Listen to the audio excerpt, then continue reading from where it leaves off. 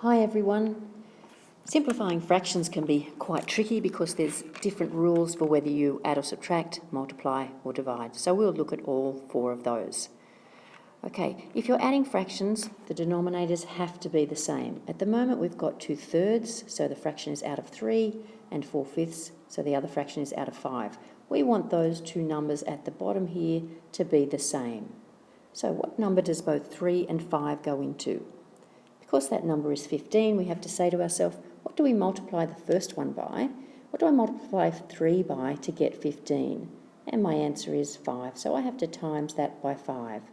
But to keep it balanced, whatever I do to the bottom, I must do to the top. Then I look at the second fraction. I've got a 5 on the denominator.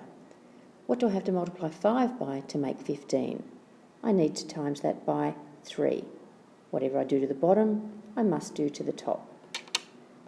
So now I'm ready to start simplifying the fraction. The first one, 5 times 2 is 10. On the denominator, 5 times 3 is 15. Second fraction, 4 times 3 is 12. 5 times 3 is 15.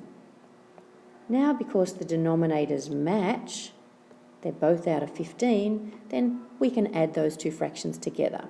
So we add the tops, which is 10 plus 12, which is 22, but we keep the bottom because it's still out of 15 pieces.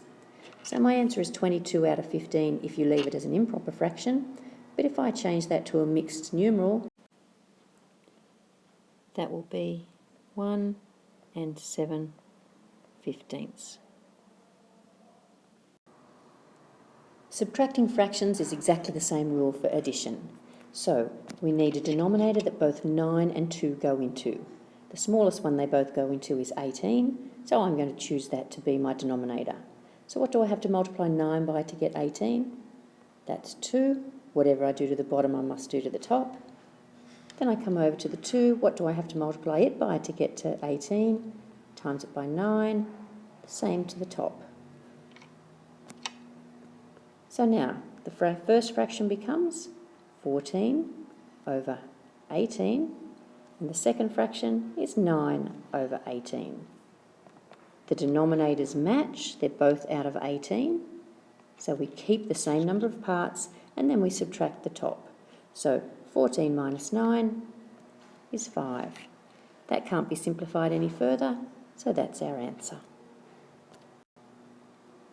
When you multiply fractions, you have to look at the top and then look at the bottom. Is there anything that can cancel with the top and the bottom? So we look at the first number, 3, and have a look at the bottom line. Is there anything that 3 will go into? And there's a 9. So we can go 3 into 3 goes once, and 3 into 9 goes 3 times. I can do the same thing with the 4 and the 8. 4 into 4 goes once, 4 into 8 goes twice.